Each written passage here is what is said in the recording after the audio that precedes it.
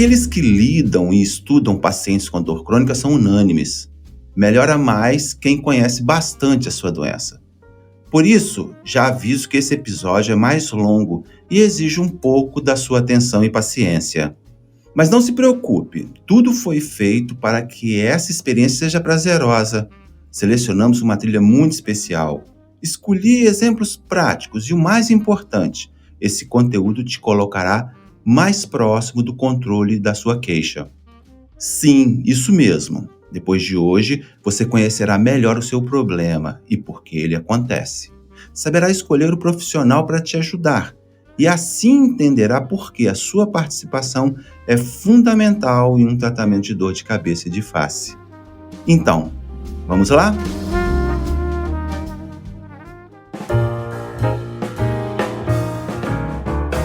O termo DTM é uma abreviação de disfunção temporomandibular. Esse problema acomete a região de cabeça e face, podendo se manifestar com dor, sensação de cansaço nessa região ou outros sintomas não dolorosos, como sensação de ouvido entupido, estalos na mandíbula, zumbidos.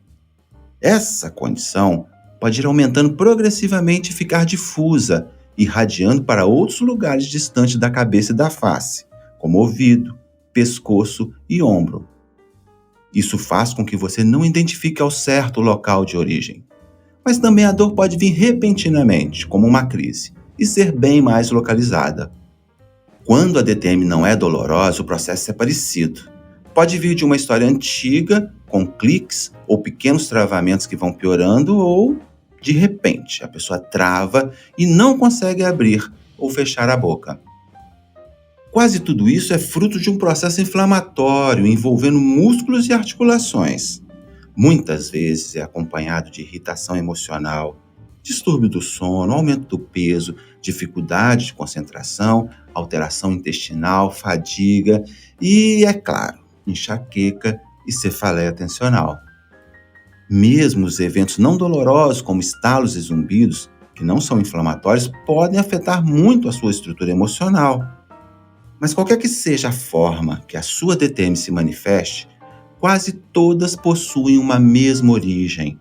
Ocorrem por sobrecarga na musculatura da cabeça e da face. Não se trata de força natural, como na mastigação, mas sim de uma pressão pequena, feita continuamente por anos, e aos poucos agride o tecido e causa inflamação. Nos casos em que essas forças não são origem, com certeza são fatores de manutenção e piora do problema. Um exemplo prático: imagine ficar com o braço só um pouco levantado, uns 30 centímetros longe do corpo, sem segurar nada na mão. Esse é um gesto que não lhe traz qualquer esforço, não é?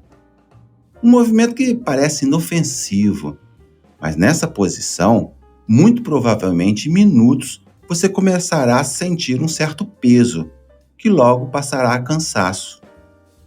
Em horas, iniciará um processo inflamatório dos músculos e da articulação do ombro e, ao final do dia, você estará com dor no braço, no ombro e talvez no pescoço. Se insistir por mais tempo, podemos imaginar que você entrará em uma crise dolorosa muito importante. Esse é o processo. Uma força boba que, em razão do tempo, começa a produzir inflamação e dor, e às vezes insuportável. Mas quais são essas forças tão poderosas e o que é mais importante, como a gente produz essas forças? Como já disse, elas não são fisiológicas, como cantar, falar ou mastigar. Elas são fruto de movimentos anormais, hábitos ou manias que tensionam os músculos e comprimem as articulações. Esses movimentos ficam escondidos no dia a dia. Os mais comuns são roer unhas, cortar cutículas com os dentes, morder objetos, mascar chicletes, apertar a língua no céu da boca ou contra os dentes e, principalmente, tocar dente com dente. Como a articulação está entre os músculos ativados com esses hábitos, ela também recebe carga excessiva, alterando totalmente sua bioquímica e, por isso, aparecem os estalos e travamentos e também provocam inflamação e dor. Se você tem queixas que se enquadram em DTM, eu não tenho dúvidas que você produz essas forças. Isso pode acontecer de dia ou à noite. Ou seja, a chance de você estar tendo bruxismo é quase de 100%. E o melhor tratamento, recomendado pelas pesquisas científicas, é entender, identificar e eliminar esses movimentos. Isso diminui a carga, que diminui a inflamação e que, por sua vez, diminui a dor e os ruídos. Esse episódio está parecendo uma aula, né? Mas acredite, isso não é preciosismo de professor, e sim experiência de ter atendido mais de 2.000 pessoas com DTM. No consultório eu faço igualzinho e, para minha tristeza, nesse momento, alguns pacientes me perguntam se o problema não seria mesmo pela falta de dentes ou por causa de alguns dentes tortos. Inúmeras vezes, ao explicar o que eu estou te explicando aqui, ouvi o paciente perguntar se não seria o caso de colocarmos um implante ou pedir uma ressonância, doutor. Pior mesmo é quando ouço assim: pois é, doutor, eu não consigo entender o que tenho. Por isso eu reforço. Você tem um processo inflamatório que gera dor. Essa dor pode estar ou não acompanhada de estalos, travamentos, zumbidos e sensação de ouvido entupido.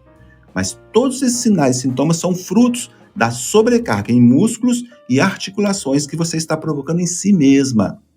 Pode ser a qualquer hora, de forma consciente ou não, mas você possui hábitos que geram forças e, como eu disse, é quase certo que tenha bruxismo. Nesse caso, o tratamento será identificar e eliminá-los, e a melhor forma de lidar é a que estamos apresentando a você. Trabalhar os hábitos e o bruxismo é fundamental na estruturação do seu tratamento e existem profissionais que são formados para lidar com isso. Claro que você deve estar pensando, se é simples assim, como se explica a história da grande maioria dos pacientes com verdadeiras peregrinações por neurologistas, dentistas, otorrinos? Por que tantas idas e vindas? A grande questão é que as dores de cabeça e face são multifatoriais, ou seja, para interpretá-las e diagnosticá-las necessitamos de parte do conhecimento do neurologista, do dentista, do otorrino, do fisioterapeuta. E talvez você nem acredite, mas é necessário o olhar do psicólogo e da psiquiatria, como você vai descobrir nessa caminhada que estamos juntos. Portanto, o profissional ideal para te ajudar deve trabalhar em equipe, reunir esses olhares e principalmente saber escutar. Esse item é fundamental para o tratamento de pacientes como você. Outro aspecto igualmente importante que justifica a dificuldade do diagnóstico e do tratamento é que, apesar de existir especialistas no problema, infelizmente se tornou consenso na população a crença de que os profissionais mais indicados seriam o dentista clínico geral, o ortodontista e o cirurgião bucomaxilofacial. Mesmo que sejam profissionais bem treinados, eles não possuem formação específica. Até em doenças como a enxaqueca e a cefaleia atencional, que possuem uma dinâmica diferente, não se pode abrir mão de alguém que entenda de disfunção temporomandibular. Pesquisas mostram que grande parte das pacientes enxaquecosas possuem também DTM, que age quase como um gatilho para as crises de enxaqueca. Dessa forma, um tratamento feito pelo melhor neurologista do país, mas que não tem o olhar do especialista em DTM, terá um alcance limitado. O fato é que as histórias desses pacientes poderiam ser diferentes se eles as começassem com um dentista ou fisioterapeuta especialista em DTM. Outro aspecto que confunde muito e gera tratamentos insuficientes é a escolha de caminhos sem grandes evidências científicas. Não é legítimo propormos intervenções ortodônticas, fazer canal, retirar sisos, colocar implantes ou só usar placas miorrelaxantes para a abordagem da DTM. Estudos mostram que 90% desse tratamento é baseado no correto diagnóstico e procedimentos conservadores, como os que estamos adotando aqui no Alívio Online. Portanto, lhes trago a boa nova.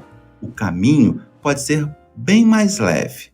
Basta fazer um diagnóstico correto e você tomar a decisão de participar do tratamento. Isso mesmo, porque tanto na enxaqueca, cefaleia atencional quanto na DTM, o diagnóstico é clínico. Ele é feito com o profissional olhando, perguntando, raciocinando e colocando a mão no paciente. Atente para isso na sua consulta. Você precisa ser detalhista e não se importar com perguntas que às vezes parecem não ter a ver com o seu problema. Eu sei que muitas vezes angustia, mas não existem exames de imagem para essas doenças.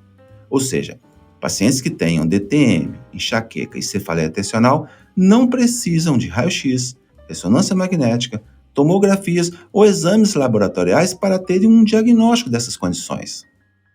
Por fim, a gente vendo todas essas características muito pessoais, não é difícil de pensar que o tratamento é impossível de ser feito sem que o paciente se envolva.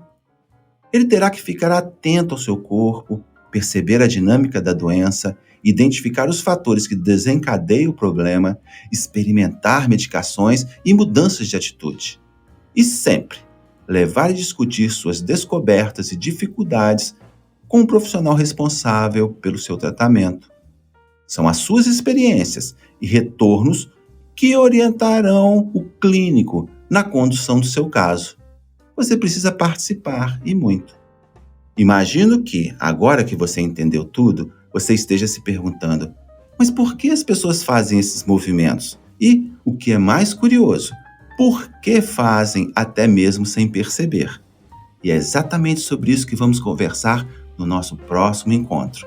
Dor de cabeça, DTM e emoção. Eu te encontro lá. E agora, vamos às dicas de hoje. Se você tem DTM, não deixe de avisar ao seu dentista e preparar melhor suas intervenções odontológicas. Talvez 20% dos meus pacientes tenham uma história de crise associada à extração de um siso, colocação de um implante e, enfim, alguma consulta odontológica demorada. E por que isso acontece? Agora você sabe, né? Se a inflamação é por sobrecarga dos tecidos, imagina o nível de pressão em 1 hora de boca aberta. Se você estiver em tratamento de enxaqueca ou cefaleia tensional, não deixe de prestar atenção em tudo que aprendeu hoje e leve suas descobertas para o seu clínico. Esse olhar certamente impulsionará o seu tratamento. Nunca é demais lembrar que na descrição sempre tem material de apoio. Não deixe de consultá-los ao término dos áudios. Nesse, por exemplo, tem conteúdo sobre DTM e relatos de pacientes que, além de informarem, são um bom estímulo para você continuar a caminhada. Olhe lá, se inspire. Se chegou agora ou se ainda tem dúvidas, ouça os episódios anteriores e, se isso não resolver, procure a gente através dos nossos canais de comunicação. E pessoal, na boa, cirurgia nem pensar, só após 3 ou 4 opiniões. Os dados mostram que menos de 3% das DTMs são tratadas dessa forma. E por enquanto é isso. Até um próximo.